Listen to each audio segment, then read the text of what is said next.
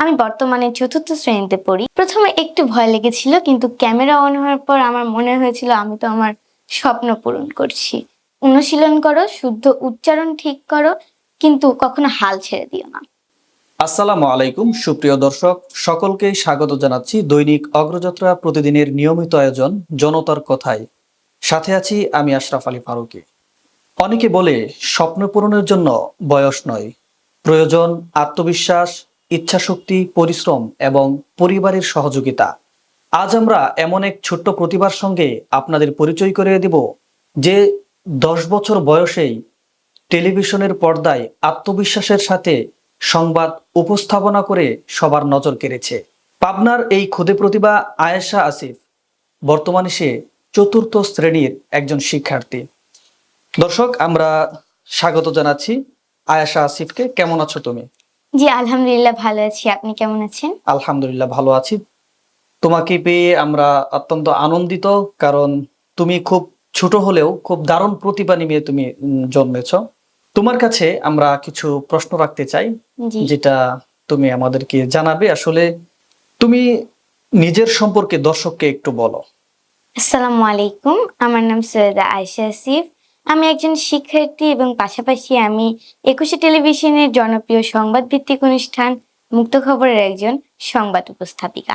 আমি বর্তমানে চতুর্থ শ্রেণীতে পড়ি Dhaka cantonment girls public school and কলেজে। আর আমার এই সংবাদ উপস্থাপনের সাথে আমার মা বাবা এবং আমার প্রডিউসার শিশির আপু অত্যন্ত সহযোগিতা করছেন। আচ্ছা, তুমি যে এই যে 10 বছর বয়সে সংবাদ উপস্থাপক হওয়ার গল্পটা আসলে কিভাবে শুরু হয়েছিল? জি, আমি ছোটবেলা থেকেই অনেক সংবাদ দেখতাম। একদিন একটা সার্কুলার এসেছিল যে 21 টেলিভিশনের মুক্ত খবরে শিশু সাংবাদিকের আহ্বান করা যাচ্ছে। সো আমি অডিশন দিতে গিয়েছিলাম এবং আল্লাহর রহমত এবং সবার উৎসাহে আমি 21 টেলিভিশনের মুক্ত খবরে এখন একজন নিউজ প্রেজেন্টার। আচ্ছা, তুমি যখন প্রথমবার ক্যামেরার সামনে দাঁড়িয়েছিলে, তখন তোমার কেমন লেগেছিল? ভয় পেয়েছিলে কি? প্রথমে একটু ভয় লেগেছিল, কিন্তু ক্যামেরা অন হওয়ার পর আমার মনে হয়েছিল আমি তো আমার স্বপ্ন পূরণ করছি।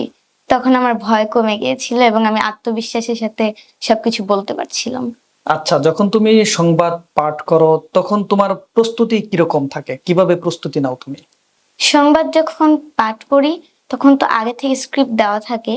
সো আমি স্ক্রিপ্টগুলা বারবার রিভাইজ দিতে থাকি এবং আমার প্রডিউসার শিশির আপু, মা বাবা সহযোগিতা করে এবং আয়নার সামনে দাঁড়িয়ে আমি অনুশীলন করি।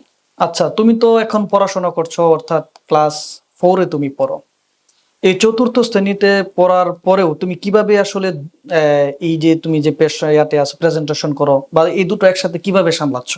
আমি সময়কে একটু বেশি মূল্য দেই, পড়াশোনার দিকে আগে নজর দিই, তারপরে যখন সময় পাই, অবসর সময় থাকে, তখন সংবাদ উপস্থাপনের দিকে নজর দিই। আচ্ছা, তোমার প্রিয় বিষয় কোনটি?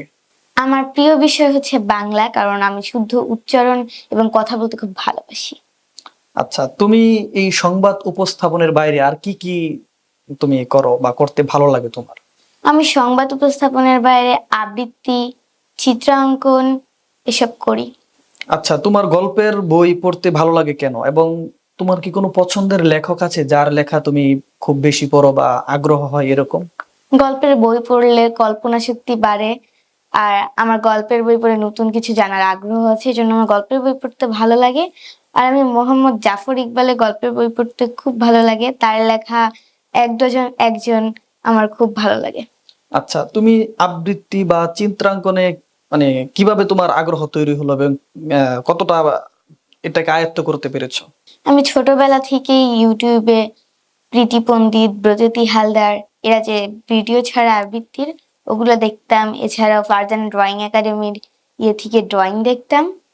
আস্তে আস্তে আমি প্রতিযোগিতায় অংশগ্রহণ করতে থাকি, প্রাইজ পেতে থাকি। এভাবেই আগ্রহ তৈরি হয় এবং আমি আয়ত্ত করে নিয়ে আসতে পারি। আচ্ছা, তুমি তো 24 সাল থেকে 2024 থেকে ইতে আছো, 21 টেলিভিশনে আছো। তো এর মধ্যে তোমার একটি স্মরণীয় ঘটনা বলো, যেটা তোমার এখনো স্মরণে আছে, যে আলাদা কিছু এরকম। আমি যখন প্রথম নিউজ পড়ি এবং প্রথম ক্যামেরার সামনে দাঁড়াই, তখনই আমার প্রথম স্মরণীয় ঘটনা। আচ্ছা, ভুল হলে বা নার্ভাস হলে তুমি কি করো? ভুলের মাধ্যমেই আমি শিখার চেষ্টা করি। ভুল হলে সেটা আমি বারবার পড়ি এবং আবার সেটাকে রিপিট করি। আচ্ছা, তোমার বাবা মা তোমাকে কিভাবে সহযোগিতা করে? আমার বাবা মা আমাকে এর পিছনে অনেক অবদান আছে। আমার বাবা মা অনেক সহযোগিতা করেছে। এতদূর পর্যন্ত আসতে পারে বাবা মা এবং আমার প্রডিউসার শিশির আপু আমাকে সহযোগিতা করে গিয়েছেন। ভবিষ্যতে তুমি কি হতে চাও? শুধু কি সংবাদ উপস্থাপিকা, নাকি আরো কোনো বড় স্বপ্ন তোমার আছে? সংবাদ উপস্থাপিকার পাশাপাশি আমার আরেকটা বড় স্বপ্ন আছে। আমি ঢাকা মেডিকেল কলেজের একজন ডাক্তার হতে চাই। তোমার প্রিয় সংবাদ উপস্থাপককে? আমি অনেক সংবাদ উপস্থাপককে দেখেছি এবং তাদের কাছ থেকে আমি শেখার চেষ্টা করি, কিন্তু আমার একজন প্রিয় সংবাদ উপস্থাপিকা রয়েছে। সে একুশে টেলিভিশনের নিয়মিত সংবাদ উপস্থাপিকা রোমান আমিন। তুমি তো অনেক মানে অল্প বয়সে তুমি অনেক কিছু অর্জন করতে পেরেছো, তুমি টেলিভিশনের সামনে কথা বলতে পেরেছো বা বিভিন্ন কিছু করতে পেরেছো। আমি যদি তোমার কাছে জানতে চাই যে এই যে তোমার বয়সী যে ছেলে মেয়ে আছে যারা সারাদিন ফোন চাপে, সারাদিন ফোনে গেম খেলে, ভিডিও দেখে, রিলস দেখে, টিকটক দেখে, তুমি তাদের সম্পর্কে কি বলতে চাও? মোবাইল দেখো, কিন্তু খুব সীমিত। বই পড়ো, খেলাধুলা করো, চিত্রাঙ্কন করো, এতে নতুন আগ্রহ তৈরি হয়। যারা সংবাদ উপস্থাপক হতে চায় বা তোমার মতো হতে চায়, তুমি তাদেরকে কি পরামর্শ দেবে? অনুশীলন করো, শুদ্ধ উচ্চারণ ঠিক করো, কিন্তু কখনো হাল ছেড়ে দিও না। তোমার জীবনের সবচেয়ে বড় স্বপ্ন কি? যে আমার জীবনের সবচেয়ে বড় স্বপ্ন হলো মানুষ হওয়া। তোমার এই মানুষ হওয়ার জন্য সামনে কি কি পরিকল্পনা নিয়েছো বা নতুন কোনো পরিকল্পনা নিয়েছো কিনা? আমি আরো দক্ষ করে সংবাদ উপস্থাপিক হতে চাই, বাবা মার কথা এবং শিক্ষকের কথা শুনতে চাই এবং তাদের সম্মান করতে চাই। আচ্ছা, সবশেষে তুমি দেশের শিশু কিশোর এবং দর্শকদের উদ্দেশ্যে একটি বার্তা দাও যেগুলো তোমার কাছ থেকে তারা শিখতে পারবে। জি, সবসময় সংবাদ অনুশীলন করো যদি তুমি সংবাদ উপস্থাপক হতে চাও। নিজে যে জিনিসটা পারো সেটা ভালোভাবে অনুশীলন করো। সবাইকে অনেক ধন্যবাদ। দর্শক, এতক্ষণ শুনছিলাম সৈয়দ আয়েশা আসিফের কাছ থেকে তার স্বপ্ন, তার বড় হওয়া, তার লক্ষ্য এবং তার পূর্ব অভিজ্ঞতা। বর্তমান সময়ে যখন দেশের ছেলেমেয়েরা মোবাইলে টিকটক, বিভিন্ন ধরনের গেম এবং বিভিন্ন বিষয়ে আসক্ত, সেখানে এই ক্ষুদে শিক্ষার্থী তিনি চেষ্টা করছেন জীবনের বড় কিছু হওয়ার। মানুষের যদি ইচ্ছা শক্তি থাকে এবং আত্মবিশ্বাস থাকে তাহলে সে অবশ্যই বড় কিছু হতে পারে। সেটার এক জ্বলজ্বন্ত প্রমাণ আমাদের এই ছোট্ট বন্ধু আসিফ আয়েশা। দর্শক, আজকে এ পর্যন্তই। পরবর্তী পর্বে আপনাদের সাথে নতুন কোনো অতিথি নিয়ে নতুন কোনো বিষয়ে আমরা যুক্ত হব। ধন্যবাদ।